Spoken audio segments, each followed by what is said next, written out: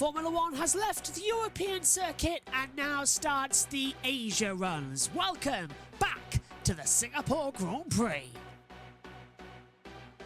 Not many races remain on the calendar then in the Singapore Grand Prix this weekend before we head over to Japan in 7 days' time. Qatar takes us into October, along with a sprint race both there and at the United States Grand Prix in Austin, Texas. October rounds out with the Mexico Grand Prix before we go to Brazil, Las Vegas, and then the season rounds out in Abu Dhabi. Can't crown it here, but can do it in Japan. Max Verstappen is on the verge of his third world title. Sergio Perez in second on 219 points. Both of them, however, could wrap up the Constructors' Championship. More on that later. Fernando Alonso is ahead of Lewis Hamilton from Carlos Sainz and Charles Leclerc. George Russell ahead of Lando Norris. And then we get Lance Stroll, Pierre Gasly and Esteban Ocon in 11th. On the second page, Oscar Piastri with 12th, and then it's Alexander Albon ahead of Hülkenberg, Bottas, Zhou Guanyu just re-signed for another year with Alfa Romeo, then ahead of Tsunoda and Magnussen, the last points pairers. Further down, Sargent, Lawson, De Vries and Ricciardo, still no points. De Vries no longer in the championship, Ricciardo out with a broken hand. In the Constructors' Championship, Red Bull lead the way and could wrap up the championship this weekend. More on that later. Mercedes on 273 points, Ferrari 228. The fight is on for second. Then it's Aston Martin ahead of McLaren, who've moved back ahead of Alpine. Williams now 10 clear of Haas, who are a point clear of Alfa Romeo. AlphaTauri still on 3.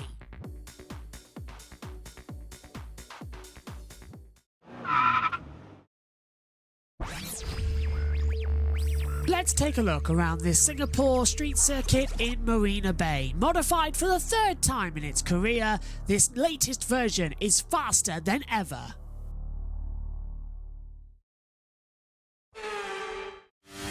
Get a good exit out of the last corner and boot towards the line. Down towards turn 1 then, very heavy on the braking zone as well. Braking around about 60 metres, flick the car into the left, a right and then another tight left. It's a sort of a straight line you've got to navigate with some corners. Good exit which gives you a run down towards the Kinkert turn 4 that leads you down Raffles Boulevard and the first of the DRS zones. Open it up and control the exit. Try and keep as close to the wall as you possibly can, but keep a complete straight line to the hard braking zone of turn number 6. Flip the car up as well on the curb. 7 and 8 now coming up against you as well as the track incredibly tightens up. The narrowness of it gets really tight. Just come through turn 9. Out now towards turn 10. The old Singapore sling past the hotel as well on the right hand side. Flip the car in as you now approach into the Anderson Bridge. Used to go over the left side, now we go over the right side as you hurtle down the brakes in towards turn number 12. New section of the track coming up then as well. No longer do we go underneath the famous part where Nelson Piquet crashed in 2008. Now it's a straight line coming out of turn number 14. Hurtle it down, not a DRS zone, but there's where you used to turn off. Now it's a straight run down. Should be very easy to overtake, but it comes up with a very heavy braking zone into the original chicane. Down at now 18 and 19. It's going to be very interesting to see how this part of the track shapes up. Last 2 corners, flick the car through, accelerate to the line. It's around 10 seconds faster than the new Marina Bay circuit.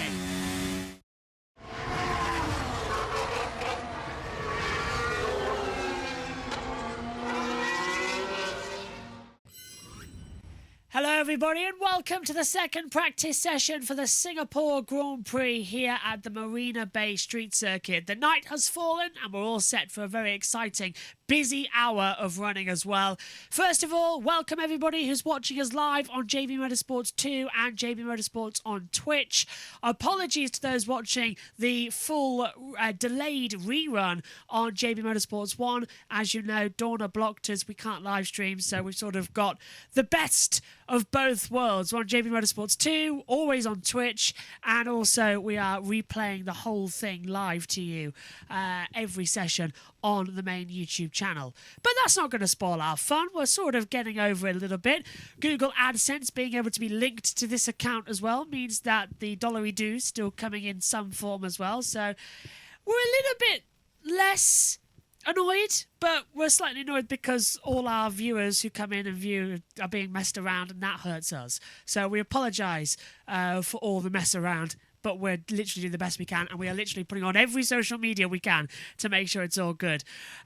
Alongside me, once again, is Omi. Jess joins us once again this weekend. We'll hear from them in a second, but we're gearing up for the session. Practice 2 is live now. You can join us, though. Practice 3 and qualifying tomorrow live on JB Motorsports 2 and on Twitch. Same times as what it was today. So practice 3 at 10:15. Qualifying is at 1:45. And then on Sunday, you can join us for the race live on JB Motorsports 2, 12 p.m.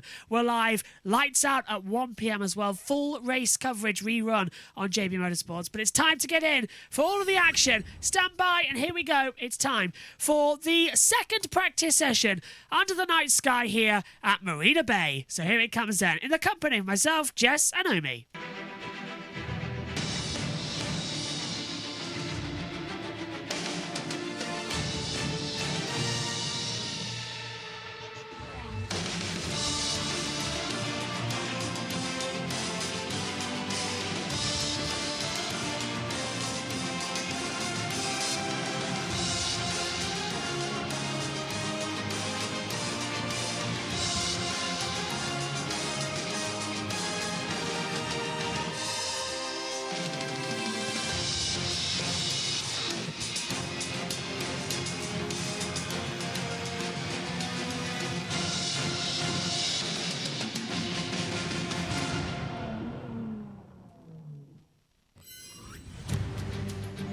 The original night circuit for Formula One once again gets going. Welcome to the Marina Bay Street Circuit in Singapore for round 15 of the 2023 calendar.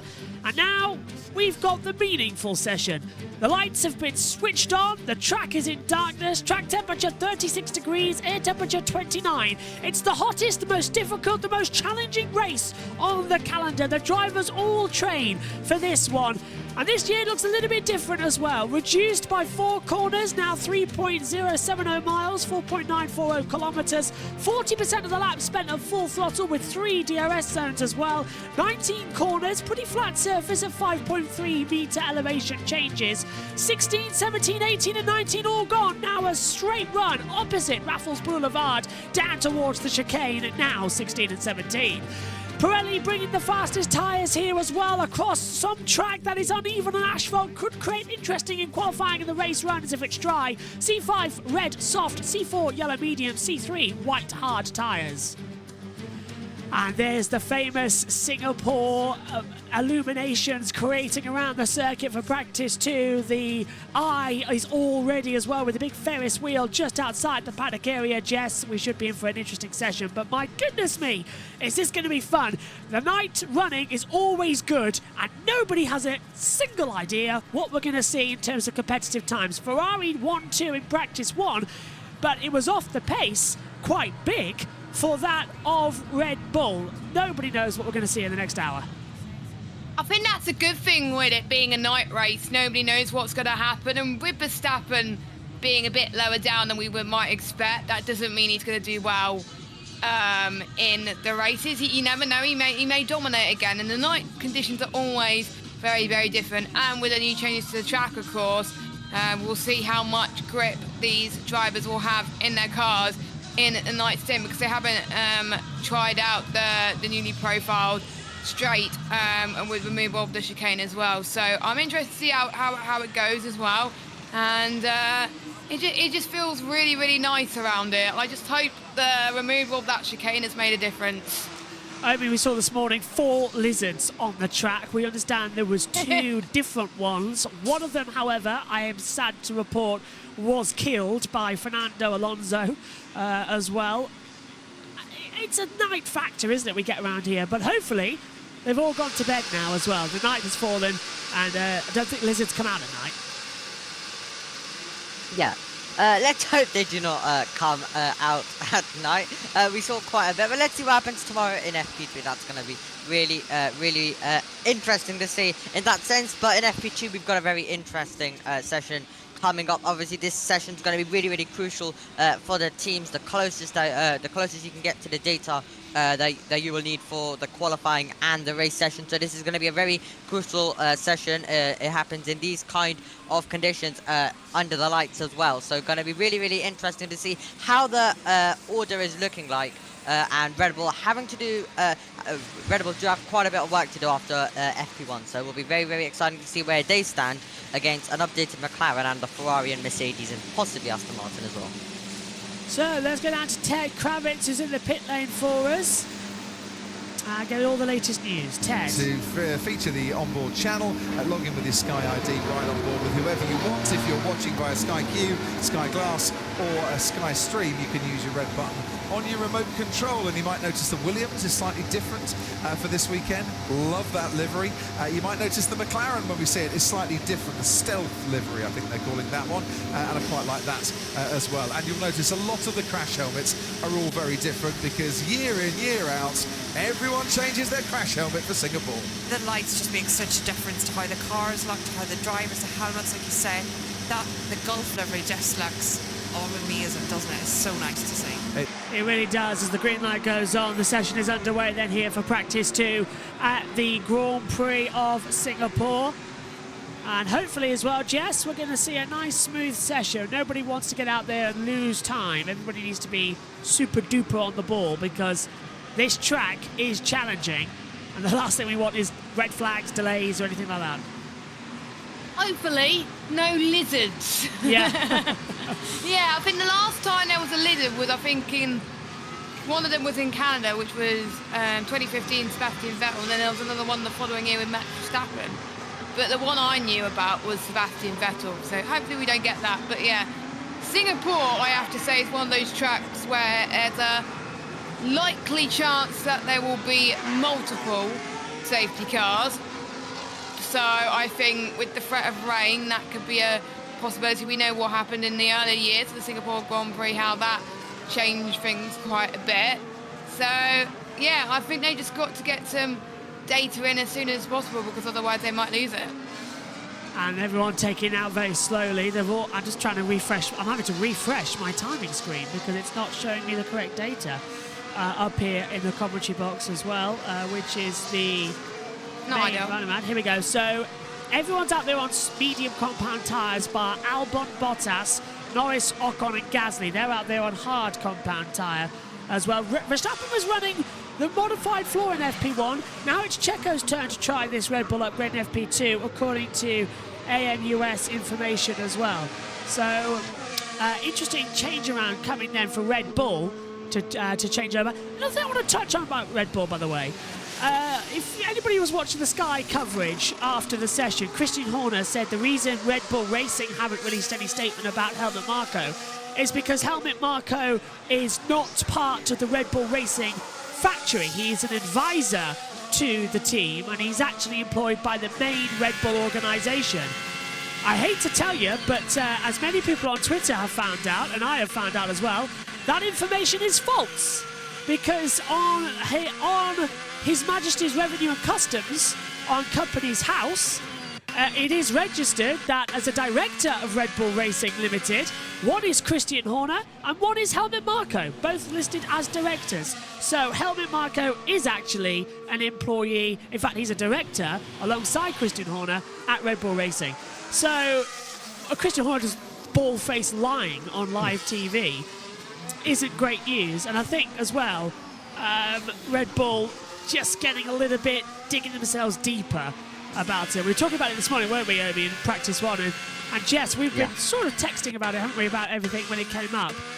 What do you think about the whole Marco situation this year? He's always been against Checo, it seems, especially more in the last 6 months or so. It's always been, oh, Checo's not good enough for the championship. He's not even thinking, shouldn't even be thinking about it and all that lot. Well, to be fair, he hasn't given Checo a chance. Checo has won races. We've had a Red Bull 1-2. So, I don't... There's some performances that are like, yeah, that's pretty rubbish from Perez. But a lot of the races, he's been up there. So I think it's just Marco playing games. And honestly, if Red Bull get rid of Perez, I'm literally going to be so annoyed because obviously Perez is getting there, and there's always like a bad thing going on with like second drivers, like a curse or anything. By the way, I'm just watching the live feed at the moment. The Williams livery I absolutely love. Hopefully it goes on the F1 game so I can witness that. But yeah, the new Williams livery for this weekend looks very nice. And in You'll my be opinion, driving it, won't you, as well, in one hub then? Hopefully it's available when I come back. it'll also be in Japan as well, that livery, so it'll also be raced Oh, in Japan. good. So it will be available for when I get back then, hopefully.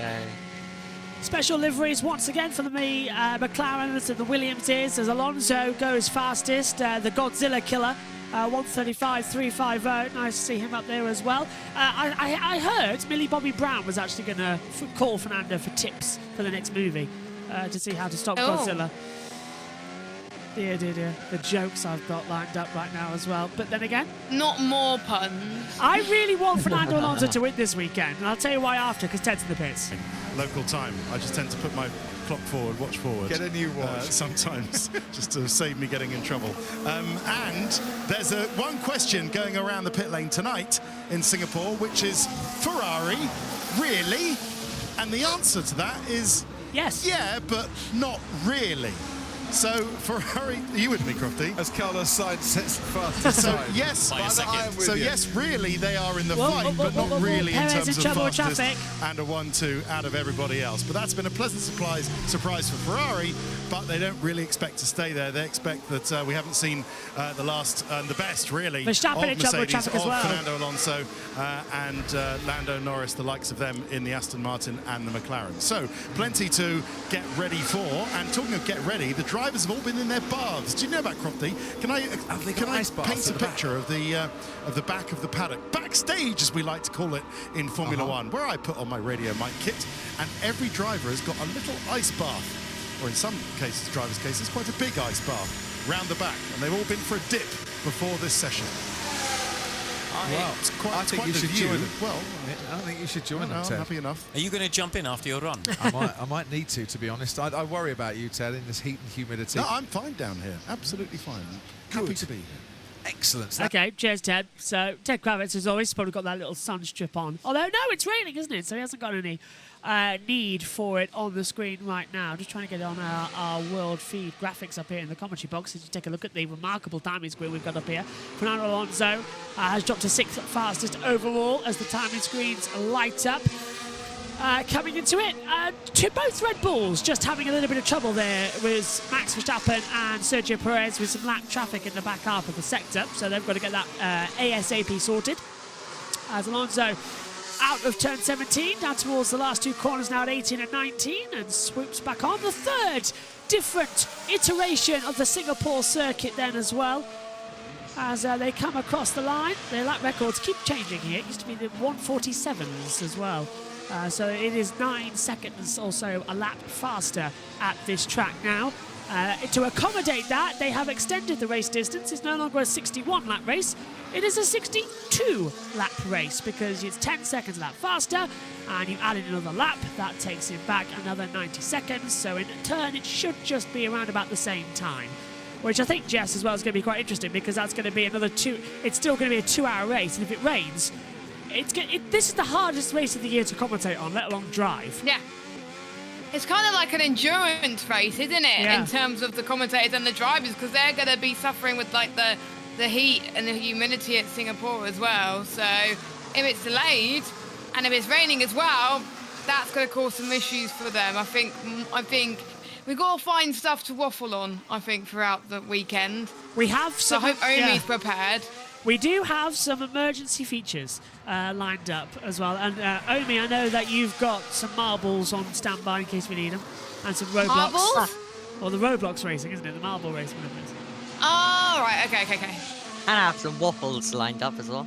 Random rants as well.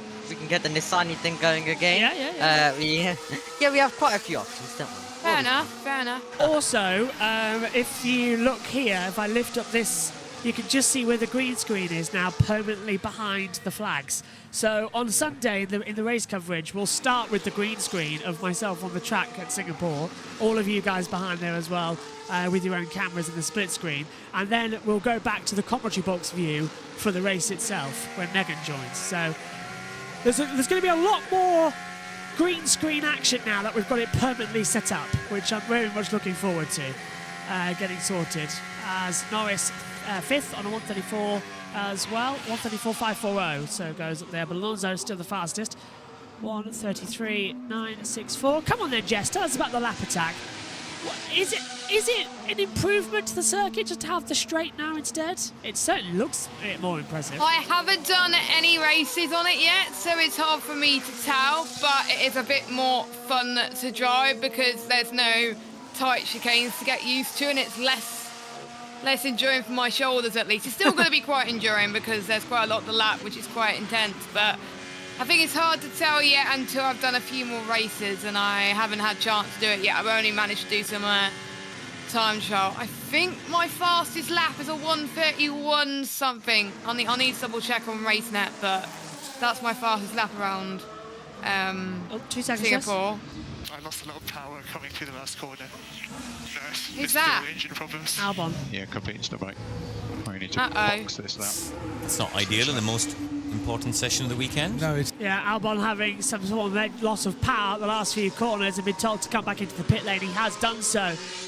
Where is he? There he is on the circuit now, so he's taking a slow lap in. It could be the gremlins that we get here because Singapore has a lot of underground train networks, and ever so often they interfere with the electronics of the car. Mark Webber had it, Fernando Alonso had it, Adrian Sutil had it. In fact, one year it caused a crash because it switched off the power steering mid-corner underneath the old bridge section when it used to come through. So, I didn't know that. yeah, back in 2000 and...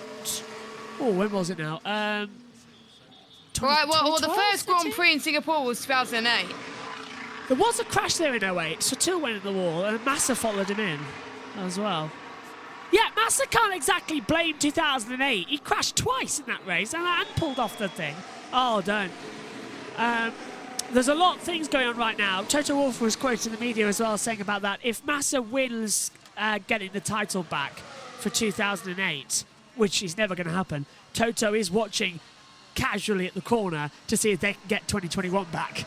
So it just opens up the Pandora's box if they do this. Then every single race will be protested. Yeah. You gave an unfair penalty there, you did that there, you did that there. What about Ferrari 2019, the illegal engine as well, with oil burning as fuel? Penalty. Mercedes, you used tyre testing in 2013 after the Spanish Grand Prix, and then you won in Monaco because of it. Penalty. Oh, that how about the biggest one? Mercedes, you had information about what the 2014 regulations were going to be before any other team. You had a massive advantage going because of it. Penalty. Disqualification from the season. Yeah, which means Danny Ricciardo is technically the 2014 world champion. Would love a bit of drama, but I don't think I want that drama. No, It would open up definitely everything. not. In which case, Ayrton Senna would probably be crowned the 1989 world champion over Prost. If that's the Yeah. case. And Prost And 95, Schumacher and Hill. yeah, that would be Hill. So it doesn't make sense. It doesn't make sense. It doesn't. Like, if this wins for Massa, it's going to set a precedent for all the other championships, like, in existence. 2002 Austrian Grand Prix. Barrichello letting Schumacher through. Penalty. It's all that. It's just 2008. If Massa wins the Singapore 2008 race, what should happen is Lewis should then protest the 2008 Belgian Grand Prix for the never seen again, strangely exactly the same time between Hamilton and Massa, 25-second time penalty he received for cutting the corner. So, yeah. 2008 was more controversial than 2021. Changed my mind. I agree. Yeah. I agree. Yeah. Thing is, I'm glad about that, because one thing I hate is that everybody's saying, oh, 2021, the worst thing to ever happen in Formula 1. No, 2008 was a minefield of drama. It was a bad show. Oh, and that's Lance Stroll proving he has no eyesight because he's hit the wall. How do you do that, the exit? He must have been looking at the Ferrari and not looking towards the exit. Exactly. I've got some questions as Charles Leclerc almost looked up. What do you think of Zhou Guanyu renewing his contract? Interesting, but I'll get more because Martin's out on the track. Little cubby hole. Good point. With the FOM, the excellent FOM camera team, Andy Berry here, the man who caught Fernando Alonso's aerial shunt in turn 3 Melbourne when he was driving for McLaren. It's quite hard to find a window as well secured here, the track. But the newly numbered turn 16 felt like a qualifying session when they first went out. Everybody very slow through here. They had a Red Bull trying to zigzag, make up some space. I've only seen medium and hard compound tyres represented out there at the moment. It's an important chicane. We know how close they get to the wall on the outside. They'll be coming through here faster because they're arriving faster. A big concern was the runoff area here, which is behind us. The cameraman's got to look through there. But it looks just about long enough, and I think that's why they haven't put a DRS, drag reduction system zone in, because the cars would be arriving here even faster, and therefore the runoff area would be more marginal in that respect. A new piece of tarmac, you can see whenever a car gets out of the way, goes offline, there's a plume of dust comes out the back. Of course, we know this is a track with a 3-second evolution over the course of the various sessions in terms of how it grips up in the braking, turn-in, mid-corner, and particularly the traction zones of the racetrack. But they all seem very under control. Of course, they turn up here much faster. Normally, they've been around the marina, back through that little tunnel where we saw so many crashes, so turn up here quite slowly. And there is a DRS detection zone in the middle of this. That's the one that's activated on the pit straight. So you need to follow quite closely. And it's changed the face of this area of the racetrack. It's now a high-speed arrive and drive. But the cars look quite good. There's a curb on the inside that the Ferrari just ran beautifully. That single-wheel travel that you need. Other cars, for example, the Haas, didn't look as good when it was the Williams didn't look particularly good in single wheel there either. I have to say the Williams livery looks fantastic trackside, the new livery they've got for this weekend. So you need to be able to run that curb, and the car only needs one transition, one movement, one oscillation, call it what you will, before it settles down, because the driver feels that and gets on the throttle. Both Red Bull drivers nice and smoothly on the throttle through here. Heading off in the short straight that takes the really quick left-hander into the pit straight. So an interesting change to the zone. I think it changes the face of the circuit itself in many respects as well, as we see George Russell then cruising through the chicane, heading towards the end of the lap. And I'll see if I can find another place to talk to you from. Cheers, Martin. Thanks ever so much, Martin. We've just been watching Max Verstappen's. Yeah, Max Verstappen having a very interesting moment coming out of turn 13 there after the Anderson Bridge section. A lot of traction at the rear. It just looped back around on him. Really strange. I was wondering why he was going so slowly. Looked to me as well that he went down to first gear instead of second. And then as he exited the corner, he had too much power at the rear. So it looked like he was going down the gears too quick. Easy to do, but that's going to annoy him. That Definitely. is. Yeah. He was in first gear, yeah. I've just had a look at it on the T feed. He was in first gear. So, and he looped up the rears. Really unusual thing for Max Verstappen to get wrong there. But I've done it. I presume you two have done it as well. You just count 2 down. Yeah. Absolutely. I actually had a race here I actually did an F2 race here as well with the AI. I guess it was a bit frantic. And I guess it opened the door for some more opportunities, but it's going to be interesting to see how it is in real life. Other than that, I don't really have any other information. Yeah, haven't done much on the new layout as well here at Singapore. Alexander Albon is out of the Williams, and that will get changed around. Charles Leclerc is through the new section now, and his first sector is a 27.154. Second sector is a 39.447. And he's through 16 and 17 now towards the last sector. Ferrari actually have pace, but Tsunoda's P2 at the moment. That's quite an interesting one to look around.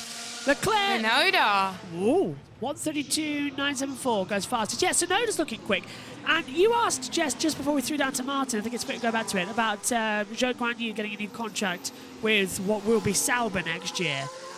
I thought it was a very interesting decision when they've got Théo Pourchaire right there.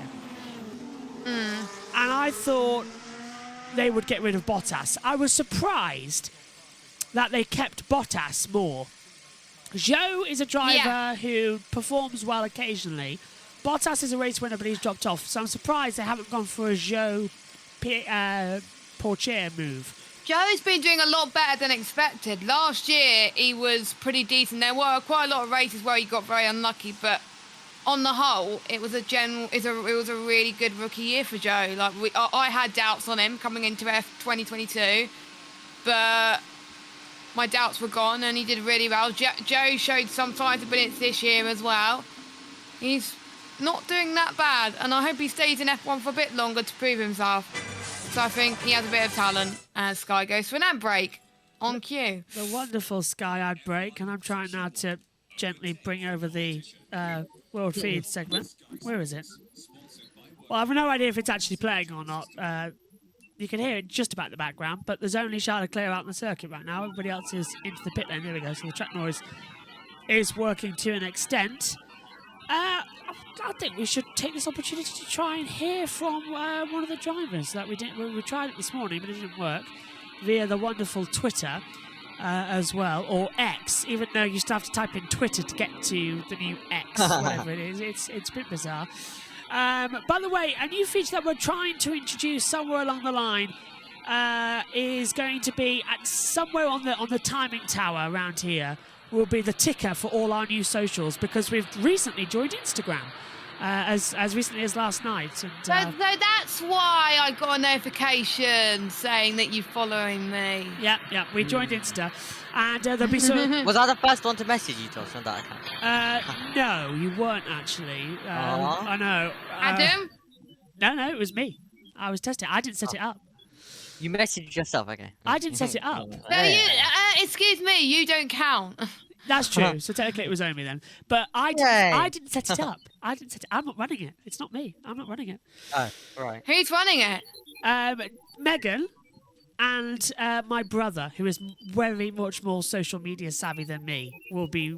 I'll be filming content, but he's running the account. Instagram.com/JB Motorsports IG. Make sure you give our account a follow. We're gonna have go. We're gonna have a little tabard running around with all the new with all the stuff on eventually. Like we're gonna get like a roll, like you see on the MotoGP when we had the graphics changing around. That's what we're gonna have somewhere on the screen. But it was only new last night, and we only changed the starting screens yesterday. So I did put those in the OneDrive, and the draft versions went on Discord. And you've seen it all actually as well. The starting screen. Yeah, we did. Yeah. So I don't like the X. I don't.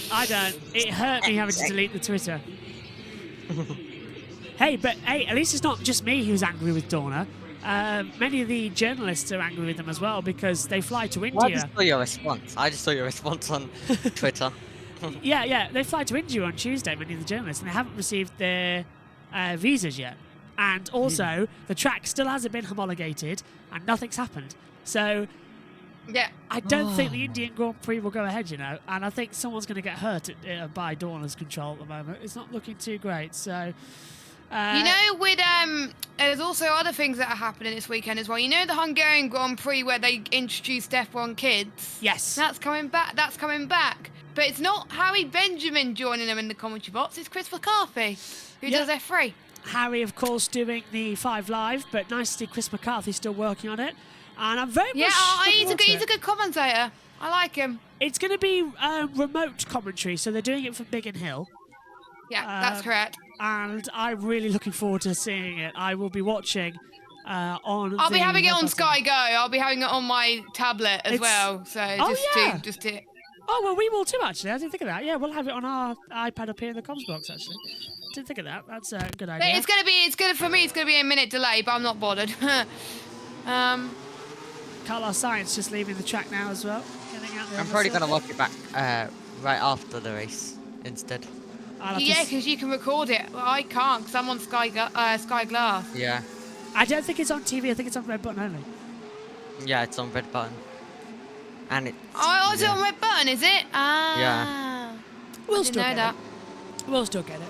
Right, George has said something in the YouTube chat as well. We've got the Twitch and YouTube chat up now, by the way. Woo, let's go. George says, hi, you guys should do a SkyPad thingy. A SkyPad. Well, that's what we've got the green screen for. We do actually have a SkyPad. We called it the digital pad because that's what it is. It's a digital pad. So we've got a touch screen. We connect the iPad up to the monitor and it enables us to have a touchscreen facility. And we show things like telemetry and data and things like that. And usually it's, say there's a power unit failure or something, we can show that. Or say something like Sergio Perez happened in Monaco last year where there was a rumour that he did it deliberately. We'd look at the previous lap speed and then the following lap speeds and all that lot. But we haven't done it in a long time. That's why we've got the green screen behind here now. Because that's something that we can now do a lot more, because we can pop the green screen up, get the footage on, and then we can do it in live time with all the graphics and everything. So That would be good. things are developing. And also, I'm very much looking forward to it, because next weekend there won't be just a still image behind me during all the pre-shows, because Suzuka have a webcam that runs all Do throughout. They do. Suzuka has a webcam that runs all throughout the weekend, and it's live right now. You can go watch. If you go to Suzuka webcam, it'll show you, and it shows you a track. Right. It shows you a view of what it's like, and that will be behind me throughout the broadcast. So that's gonna be next Webcams week. around Suzuka. I'm googling it. Yeah. And yeah, so it's located. It's not yeah. the circle, obviously. It's the actual town, right? It's the circuit. It's just behind the circuit. So it's useful for. I always have it on because it's useful to see where the weather's coming in from. Especially last year we had it because I can't find it. Suzuka webcams. Suzuka webcams. The first thing that comes up is Meteo Blue or whatever it is, but I don't think it's that. Webcams. Here it is. Sorry, I know we've got signs on. Literally, during chat noise. Omi, commentate. Sorry. Omi, Well, here we go then. Both Ferraris currently pushing on then on a lap. Sainz going a tenth quicker in the first sector. About to see what Leclerc can do as well. But both Ferraris going to be really, really exciting and interesting to see how they fare. They've continued their momentum all the way from Monza. Leclerc looking good as well, going even quicker. Leclerc will definitely be wanting to try and do a tiny bit better than Sainz this weekend, because Sainz really all throughout last weekend just had the upper hand. But Leclerc will be desperate to try and beat him this time. It was a brilliant fight all the way to the end, actually. Leclerc almost took both of them out there. But Leclerc does go good around this circuit as well. Got close to the win last time out as well. Last time out in Singapore, I should say. And then... Sorry, I've put the link in the chats on both Twitch and YouTube, and it's there on the screen. Oh, that one! Yes. It's there on the screen for everybody to write down. For those of you watching on JB Motorsports on the rerun, there it is. So that is, and it's a live image. It updates every 60 seconds. And it is a live webcam of the track. And it's so good. Let's take a look at this. As Leclerc comes across the line, and he's second. He lost time in the final sector, Charles Leclerc. 18,000. Carlos Sainz go up that. We're already faster than this morning, but they're doing glory runs, so that's probably why. So Alonso, P3. That's not a bad time, actually. It's Bottas P4. Here comes Norris. He was quick this morning. And now he's back on the soft tyre run. Norris goes 4th fastest. Hamilton's first set's looking good. I'm just seeing sector times lighting up right now. If you take a look at them on the screen, we've got Leclerc, Alonso, Norris, Bottas, Stroll, Tsunoda all improving massively on the timing screens. Hamilton through onto the Anderson Bridge, down towards turn 13. Looking strong once more. Holds the line of the exit. Gingerly gets back on the power. Yeah, looking good for Hamilton here as well. But yeah, that's an interesting webcam image. I think I'm going to get it up as well. Yeah? It looks very nice. Is it on the Ferris wheel? Yes, yeah. So it gives you an idea of what's behind the circuit, and you can just see a little bit of it. There's a few more that get put up throughout the weekend as well, but that one's always up, that one. And it's very handy to tell the weather, because you know if it's raining or not coming in. So it's always raining. Yeah. Hamilton first. 132.585. So yeah, I'm very much looking forward to next week having that as my backdrop on the green screen instead. It's going to be a lot of Hopefully fun. Josh T comes then. He won't be. He's at touring cars anyway. Yeah, he won't be in Japan. Yeah. Oh, right. Well, let's hope he gets to Silverstone, then that's the next one. Oh, so luckily Japan doesn't clash with touring cars, so... Yeah. Well, he needs to, I think, drive there, doesn't he? Oh, Yeah, wake Magnussen up touched early. it, yeah. He's going to be Yeah, watching. I know that, Omi. He'll be watching in the car like he did earlier on in the year in Miami and last year in Japan, actually, as well. Yeah. He always misses Max becoming a world champion. It's like it's going to be just another year again. But the Japanese Grand Prix, we will be live on the main JB Motorsports YouTube channel for that one, and on Twitch as well. So it's just the way this I'll be weekend's on holiday working. then, so I can't. Yeah, that's very upsetting that you can't have you there, Jess, as well. But we got you for Singapore, so that's good. Especially, Yeah, that's why I'm here this week. And yeah, so the com team for this weekend, the plan is for it to be myself, Jess, Josh, and then Omi in the pits because it's his birthday. And then we'll get Omi in at some point over on Sunday as well, but give him a nice relaxing day watching racing. And then have to commentate later on One Hub. Yes, that's true, yeah. Dedication, Omi. Bloody hell. But Megan will also be with us in the commentary box, but she's currently not very well, like really not well. So she's either we will have her for qualifying in the race or just the race itself on Sunday, depending on how she is. And Luckily there's yeah, no other series anyway, which helps. that is very true as well. And if worse comes to worse, Ian Birch will join us in the box on Sunday. Hey! If he's well, actually, because he's got an eye problem at the moment, which isn't too great. So I doubt he's in much action at the moment. But he'll be with us in Japan. Hopefully. No, definitely, because it's a world championship. So yeah, he'll be with us in Japan. Which just alerted me I've now got 7 days to fix a problem with their headsets. To get all sorted. Well, good luck with that one. Yeah, because Russell getting a little bit wild on the last corner. 19 goes 5th, 132.794. So yeah, the commentary box is actually not that. It is a mess. It is a mess. Verstappen, close My to the wall. room's a mess. It doesn't look it, Jess. And that's because I have He's screwed. a background. Verstappen goes 6th, 132.852. So once again, Verstappen looks off. God, I thought it was the world's oldest looking baby, but it's not. It's the father just alongside. The angle of it was not great there by the cameraman. I thought, my God, No, that it's baby not. looks older than a baby. But it was the father just alongside it. Ted's in the pits. Traffic. No, he's not. My room's It's actually David cleaner Croft. than what you would think. Oh, it's not Yours too looks bad. fine. I'm Other getting- than a pile of notes that keep falling down onto the floor. I'm getting a lot of information coming into my ears right now about what's happening. Apparently, there's not lizards on the track, but apparently they've just found a rat's nest whilst walking back to the track Ew. from turn 16, Martin Brundle and all that lot. So, oh dear. Okay, Josh with the insider knowledge. that's not nice to hear, actually. Oh dear. So, sorry. I know, sorry. it's Ugh. disgusting. Let's not mention rats again after Yeah, what happened earlier this year. don't please. Oh, my hairbrush is nearly falling off. There's Hulkenberg down Raffles Boulevard. coming down towards the hotel. Nice on the braking zone, 2 tenths down in that first sector. Right on board with the German into Lizard Central, where all the lizards were this morning. Yeah, apparently Fernando Alonso did run it over this morning, which wasn't the greatest news. But there were 2 lizards, so that's not bad at all. Past the hotel, over the Anderson Bridge.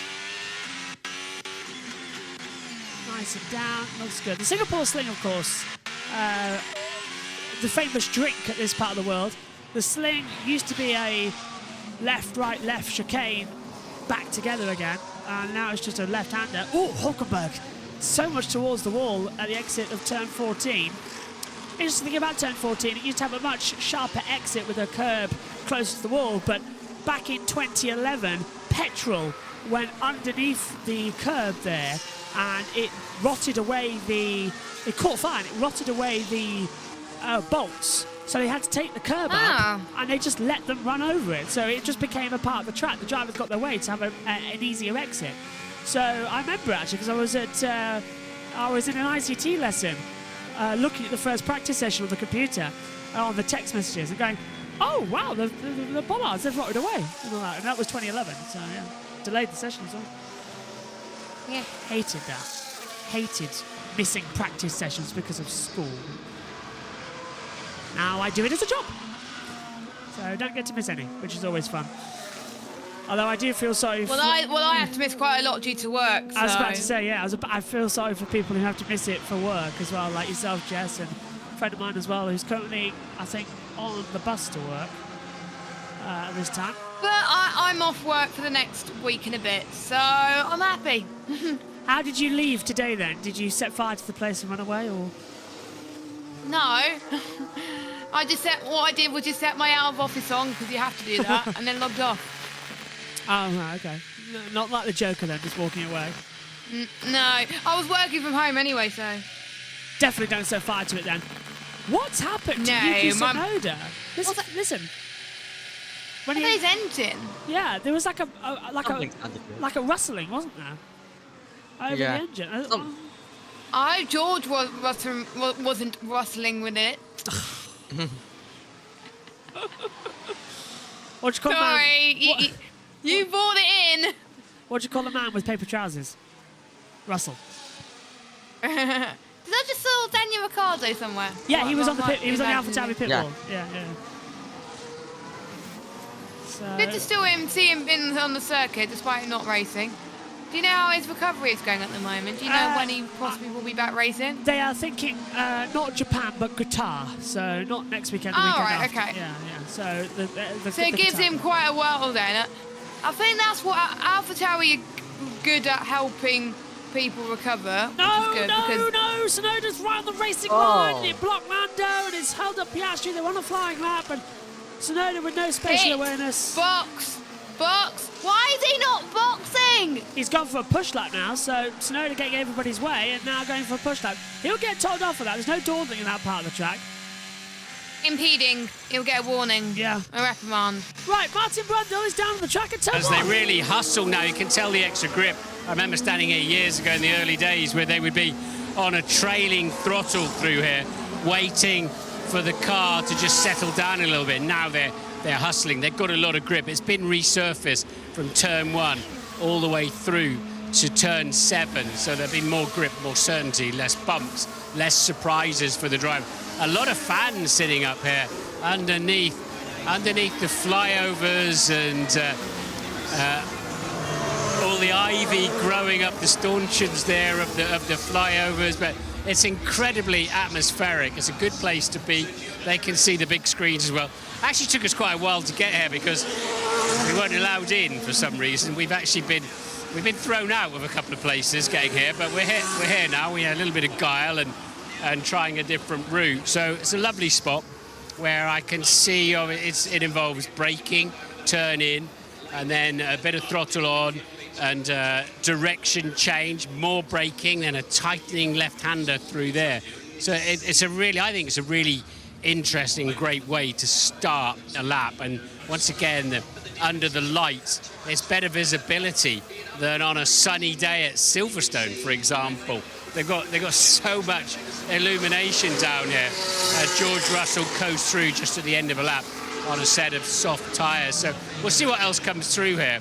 And the AlphaTauri of Yuki Tsunoda taking it steady as well. So it looks like we're here just at the end of some runs. Looking forward. Let's just see if somebody turns up and really mean it when they get here. And also, of course, you've got the pit exit here right underneath us. Yeah, the Aston Martin there of Lance Stroll. These cars are really working nicely through here on this new surface. That's my takeaway, having, as I say, been here for many, many years. There's the pit exit, and you feed straight in to the heart of the racing line. That's why it's so tricky here. And we have seen incidents down there, but they literally sort of clip the end of your toes underneath the wall here. So it's all action, it's all energy, and as ever, the cars glisten, the liveries look fantastic, and the drivers relishing this track as the Haas steams through there. Just the way they change direction is all terribly Formula One. Back to you, Crofty. Whoa, and Sainz getting up the back of Max Verstappen at turn 13. Carlos Sainz. I nearly crashed into this guy, he says, and holds up his hand in the Spanish way to mean as well how much you think of his driving out there as well. Just one seat will be saved for him at dinner later on tonight as well, because this is Perez on the radio. It's just not coming, mate. Every braking zone, I feel like I'm gonna crash. The tree is just stepping out massively. Sergio Perez not happy then with the car. The brake pad's not working correctly as well. So this could be just the weekend where finally Red Bull are defeated. They are off the pace massively. 7th and 8th, both of them not happy with the setup.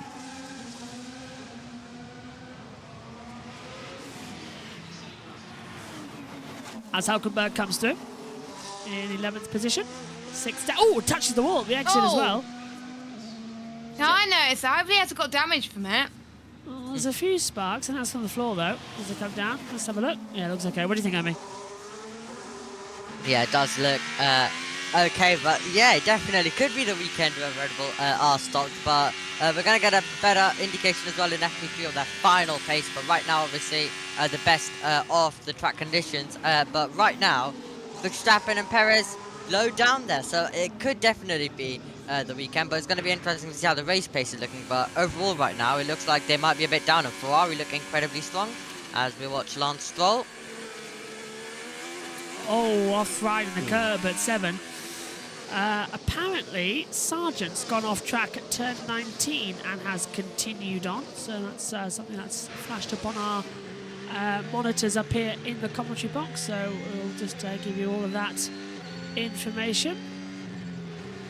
A little update for you on the situation as well. You might have seen the news about the Spain's ex-football boss, Luis Rubiales, as well. He's been banned from going within 200 metres of Jenny Hermoso after that abuse at the World Cup final for the women as well, which was just the most moronic thing to do, and it just really, really annoys me. Really annoys me. So I'm glad he's been banned, and severe repercussions have come to him as well because of it. So, Perez 3 turns down at the moment on these long runs. Oh, everyone's drifting out there as well. That's what I'm noticing. Martin They're was saying about it. struggling. Yeah, look at that! Look at that mid-corner at the exit. He almost went into the wall. The car twitched mid-corner. This is a Red Bull for the first time this year. That does not look settled. Watch over the Anderson Bridge. Oh, here we go, on board. Brilliant. Twisting the wheel into the braking zone. I'm expecting the car to drift out wide at the exit. He has a little bit of it. It does not look good. Down into turn 15 or 14. Look, twitching the exit twice. It's not looking steady. Not looking good at all right now. So he's up in the middle sector. Oh, he cuts too much curb at 18. Loses it round again. Into the last 2 corners. Oh, a lot of curb at the exit of that part of the track as well at the last corner. Perez only goes a 132.812, only ahead of Verstappen. So a very messy lap from the Red Bull. And we knew this circuit might be the one to catch them out here in Singapore. Max Verstappen, never a pole, never a win here. Perez won here last year in wet conditions. But that car, Jess... Oh, sorry, go on, Amy. Has he even ever led a lap here or something? He might have done. Oh, that's a question and a half, isn't it? Well, No, I it's- don't actually think he has, to be honest. Retired in 16. Retired 17. 18, the car wasn't good enough. 19, no. 21, no. In- No, 2020, 2021, no race. 2022, no, because he wasn't near at the front at all. I don't think he's ever done that well here, thinking about it. Yeah, he's never led a lap here, so... Yeah, let's see. Will that continue this year? I believe Jess is going to be checking the lights out blog any second now. Yes. I thought so. I thought so. I saw you looking at it. I thought, yeah, here we go. So, in the low-speed corners, Sainz is 0.2 of a second faster. So he's 0.2 of a second faster than Verstappen in the low-speed corners as Lawson and Hamilton are coming out of the pit lane doing some practice starts. So, it is a real puzzle what we are seeing here this weekend for the Singapore Grand Prix as Hamilton and Lawson head out onto the track. Previous winners here, Perez in 22, Vettel in 19. Ferrari led every lap that year. So, no. 18 was Hamilton. He led every lap then as well in the domination weekend. 17 he was out. 16, no. Max Verstappen has never led a lap here at Singapore. No, he's only ever led 3 laps of a night race back, I believe. So, oh really? So, has he? What? I think he's only led 3 laps in Singapore. When was that? Do we know the year? It must be 16. Has to be 2016.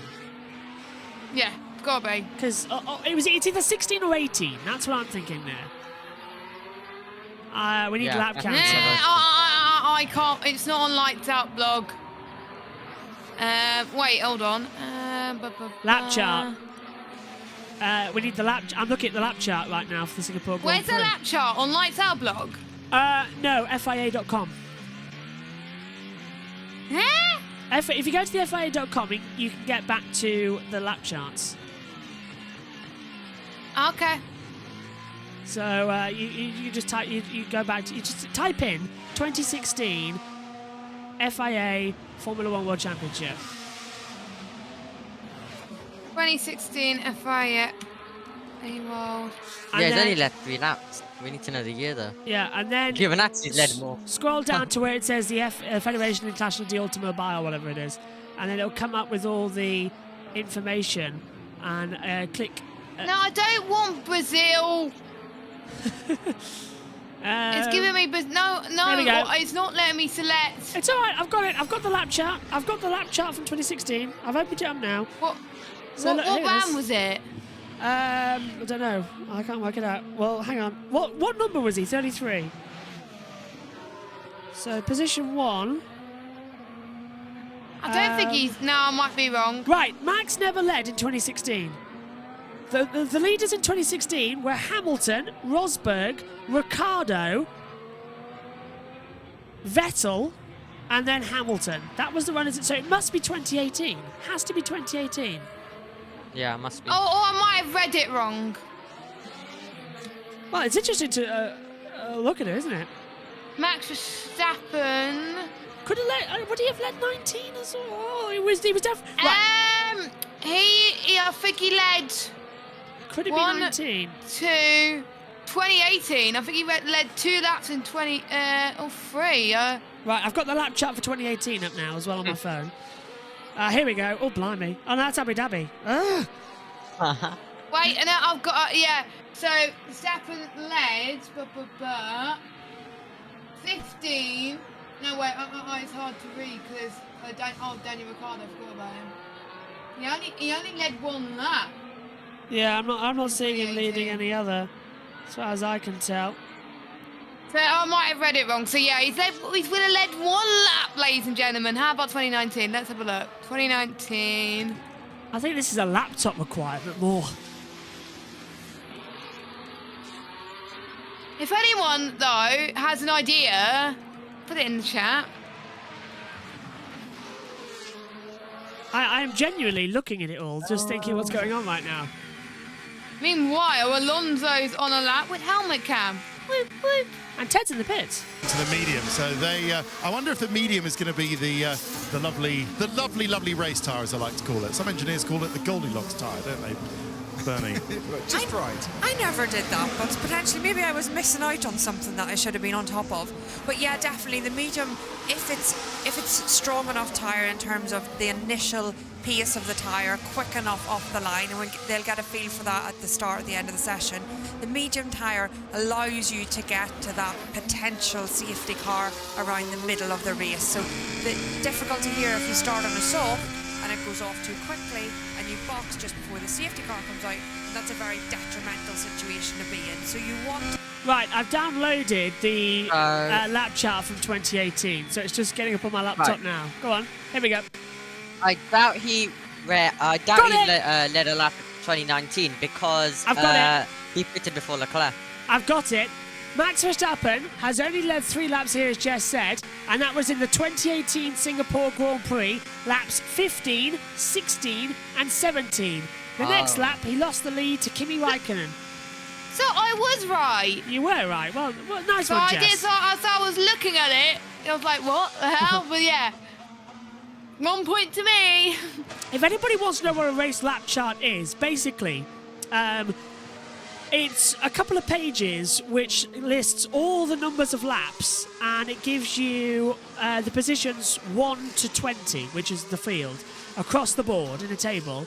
And then it shows you the starting grid and then how they were at the end of lap 1 and then lap 2, 3, 4.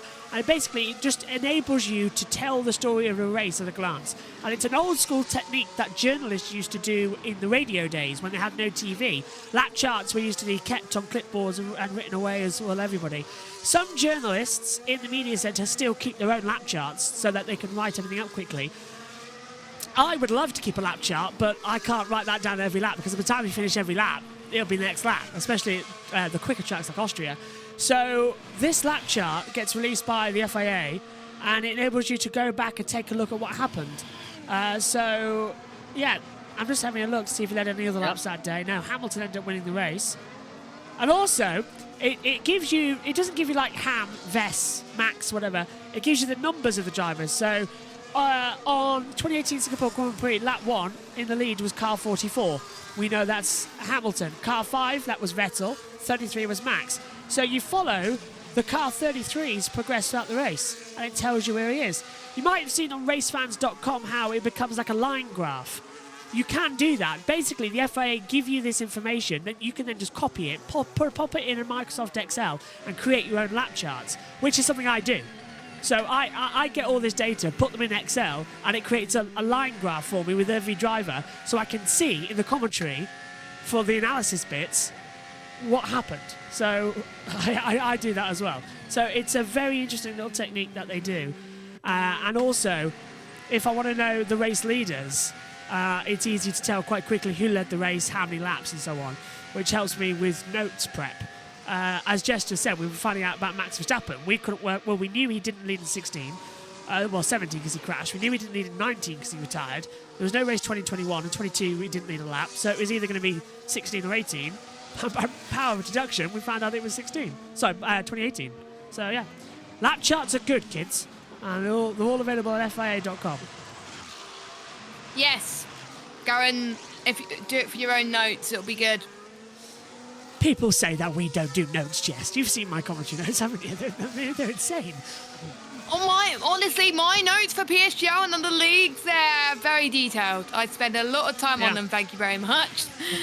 I always enjoy using different colours on my notes as well, so I can just pinpoint information. Do you want to know how I do my notes? Google Drive, Google Docs. Yeah. I write them on Microsoft Word and save them as a PDF, and then I do print them out. And the reason mine are mostly handwritten. The reason I print them out is because, as I'll show you them here, because I've still got mine from Italy. Yeah. I print out the notes because then I can put them in this little drive, and it's got all my little driver notes in it as well.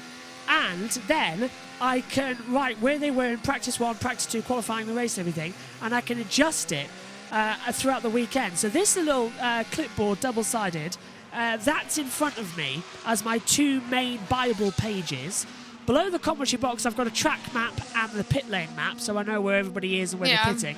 And on the wall in the commentary box, I've got 2 stat pages I create myself, which gives me the driver's information, the number, the name, the team, date of birth, starts, wins, poles, fastest laps, podiums, best grid, best finish, world titles, first race, first win, last win, all that lot. Same for the teams on the other side. And then I print out and highlight and track map where the race winners are throughout the year. The Drivers' Championship and the Constructors' Championship, that's above that. And then below that, I'll have the tyres on Sunday. I'll write that down in a little graphic as well. That'll be there as well as the starting grid on the wall, and that's how I look at everything throughout the race. So if you ever see me looking up towards the wall, I'm looking at the things I've got on it, the stats. Well, there's not many winners this year, hasn't there? The last ever non-Red Bull winner, George Russell, Brazilian Grand Prix last year. I've got my MotoGP notes here actually as well from San Marino, and it's basically the same thing. Just 3 pages of stats that Dorna give us, which is the only good thing Dorna do actually, which is the MotoGP prep is incredibly easy because Dorna give us all the stats. The only thing I've got to write down is the pole positions, the race winners this year, and the sprint race winners, because they don't give us that information on these. And then I write down the practice times as well. So there's a little bit more information that you have for everything. And then for MotoGP, I have to create my own track maps as well. So that's San Marino's track map. That's just lying on the floor. Oh, actually, here I've got Italy's pit lane map as well. That's what I have stuck beneath the television as well, so that me and Meg can always see. And on the track map, I don't know if you and Omi, you Jess and you Omi do this as well, but with the track map, I get a little pen and I colour the DRS zones in green, so I know how. I don't do that. I just copy what's on the F1 website. See, I get a little colour. I colour in the DRS zone, so I know exactly how long it is, and then I have a blue pen to tell me what gear they're in, and a purple pen to tell me what speed is through the corner. And then I put it in a red box. That's clever. And highlight it, yeah. So I always put stats about the track first, then I put the track map, then I put the results from last week, then I put the championship standing, then I put whenever last time PSGL went to this track, the winners, and previous seasons as well, we started to do that. Yeah. Then I put the challenges of this circuit. Then I did a few notes of each corner as well, like the tricky parts and stuff like that. Yeah. And then I find about then I go on lightsout.com and just copy and paste the records from the track. Boom. Those are my notes. I've got, if you take a look on the YouTube, I'll hold it up to the camera. I've got my Monaco notes here. I think they're all my Wait, I'm not ready yet. It's all right. I haven't even... I found my PSGL notes from last season. Yeah, I've got my Monaco notes here. Yeah, so we do prepare, guys. Yeah. We do prepare. So I'm just holding onto the camera now. There we go, I'm ready. There you go, I'm holding onto the camera now. They're all my Monaco. Oh, yeah, you can get it on the FIA website, can you? Yeah, so that's my track map, and then I get all the information, write it down, and put all the speeds and the traps in. It's still available on the FIA website, by the way. What, the track map? Because that'll be handy for PSGL. Yeah, track maps are still on. Everything's still there. Oh, so, yeah, it'll be handy for PSGL then. Yeah, it's the official track maps. It gives you the information you get on it is where the control line is, sectors, and all that lot. DRS and gear? No, not gears. No, it doesn't give you gears. I have to write those in manually. But right, okay. Yeah, it gives you the corner names and everything, and where the marshal points are. Like, I know that going through the tunnel at Monaco, you're at 7th gear, 250 kilometres an hour, and then coming into the Nouvelle chicane, you're braking down to 2nd gear at 80 kilometres an hour, and then mid-corner, it's down to 1st gear, 55, before coming into the back, it's 3rd gear, 160. So that's how you sometimes see me on the lap attacks. I'm not actually looking at the track footage. I'm reading my notes because it's like a script. You just follow the script around the lap. So Esteban Ocon, even though I sometimes do the gears that are not suggested because I do auto. But anyway, George has got a question, by the way. Best race ever you've all seen? Oh, Oh my. It keeps changing. Canada 2011. Yeah, that was a good one. That was Well, a long quickly, day. Well, quickly, this is one of the only times where I actually did some notes Oh yeah. on PC. I could barely read that. Just a little bit. Yeah, but all you can see is it's a lot of information. I know you can barely read it, but just a lot of information there. Yeah, I save my notes as a PDF because then I can send them to other people. Like I send them into the group chat if anybody needs them. And then if I don't have a printer, I've got my iPad. You haven't done that in so long though, Josh. I know. By the way, it's usually last second that they're all done. Last time you've done it was Bahrain. Oh wow, okay. That's because Josh T prints them out and nicks them. He gets them out before me. I go for a nice stat about, say, Esteban Ocon, who's just 1 centimetre close to the wall right now. In fact, he touched the wall, so that's ridiculous. And then Josh T beats you to it. Yeah, exactly, yeah. Not that I know where I he can is only right explain the reason off air. I can only explain the reason off air to why I actually didn't write it out. But Ocon already. Ocon. Left side. Copy. We'll have a look. Uh-oh. Don't worry, Esteban. There was a whole. Yeah, not great there at all as he comes into it. For poor Esty Bestie. Did any of you watch that Carlos Sainz interview with Matt and Tommy? I saw a little bit of it. I haven't had time, to be honest, to watch it. So. I've seen the All right, okay. We won't talk about it because not many of you seen all of it. So I've seen like the greatest hits. As they come into it. they're bouncing around from that Ferrari, or is it just me? No, it was bouncing around a lot. They've seen like they've got a really stiff suspension setup, don't they? So Yeah, that's probably why then. that Ferrari. Anyway, 30 seconds to go. I think Ferrari are onto something this weekend. I'm sensing a 2019. Oh, don't jinx it. Don't jinx say it. anything, Josh. No. The only time you jinx it is if Nico Rosberg's here, and I don't think he is. Do you know when the next time Nico Rosberg is going to be at a racetrack? Japan. Yeah. And that's when he's going to do the apparent curse when Max could win the title. Dear me. So you're going to be by the Red Bull garage then? Yes. Presumably Christian Horner will be there with a shotgun, just in case. Doesn't want to take anything. Checker flag has fallen. Sainz lost a lot of time on that last lap, but it's a race simulation run. He's done 11 laps on those tyres, and he did another 7 before it. So they are 18-lap-old medium compound tyres on the wheels of Carlos Sainz. It's around about 15 laps for Charles Leclerc on those tyres, actually. Looking about it. That's not bad. Yeah, 6 and 9, make it 15. As they come into Russell's it. looking good. Yeah, Russell P3, 2 tenths off the pace. I'm more worried the fact that we've ended a Friday and Red Bull are 7th and 8th. They've never been that low this season.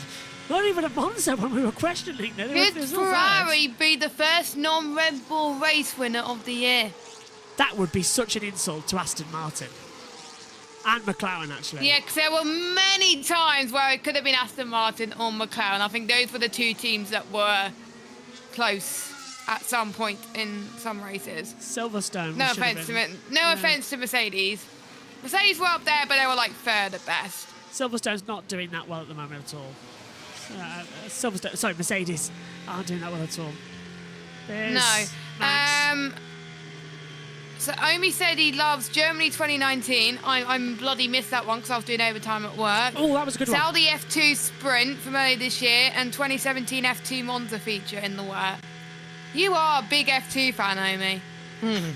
Well, I have to give it some mentions at all, but like F3 though, F3 every race though is like kind of a bit of a chaotic. Not this year though, Omi. Yeah, F3 was a bit. this year. F3 Spain was good. Yeah, Spain was good, and I'd say Austria was also good. But other than that, it's kind of been a bit meh. But it hasn't been the same as last season. But I think F2 has been absolutely great this year, though. I think Brazil 2003 still lives up for me. Yeah, I like that one. I watched that quite a few times on F1 TV. Yeah. The access version, because that's the only one we're allowed to watch in the UK. Such a good race that, and it was just That's one thing chaos. F1 TV does well. You can watch, we watch previous races from like 2022 onwards. Yeah. Downwards. Sorry. Backwards. Yeah. Backwards, yeah. Yeah. So if I'm bored, I could just watch an old F1 race. Great race that in 2003. Great race. I tell you what though, it's hard to tell. There have been so many great races. That 93 Donington. Yeah. Ayrton Senna's performance was brilliant. And just in the ones that I've commentated on as well, there's been so many that I've left the commentary box going, my God, that was a good race. Practice starts. I left Abu Dhabi in 2021 thinking, my God, that was a good race. that was drama. Even though it was controversial, it was entertaining, at least. Yeah. That's what I said. Yeah. And no one will be sitting down on that last lap. No. Everyone would be up. Doesn't matter what fan you're. I was standing up. I was watching it with my mum and dad. Well, you said that That's Ian Birch was just sort of sat there, just looking at the screen, going, he had having no reaction because he's seen it all before. But he's like, yeah. The only time I've actually seen him get energetic was when Grosjean crashed as well. 2017 Monza, that was a good race actually. That was Monza 2017 was good. Right, we'll continue that in a second because here's the results from practice 2 then. For the Grand Prix of Singapore, it is another Ferrari 1-2, exactly the same as this morning. Carlos Sainz ahead of Charles Leclerc. This time George Russell takes 3rd place. Fernando Alonso is in 4th after his battle with Godzilla. Lewis Hamilton is 5th, with Lando Norris taking 6th place, dropping from 3rd to 6th over the course of the 2 sessions. Sergio Perez is 7th, with Max Verstappen 8th. Kevin Magnussen is 9th, and Valtteri Bottas rounds out the top 10. Nico Hülkenberg is 11th, with Liam Lawson in 12th, Esteban Ocon 13th, Lance Stroll 14th, Oscar Piastri 15th, Yuki Tsunoda 16th, Zhou Guanyu 17th, Pierre Gasly is 18th, Logan Sargent 19th, and Alexander Albon down into 20th place.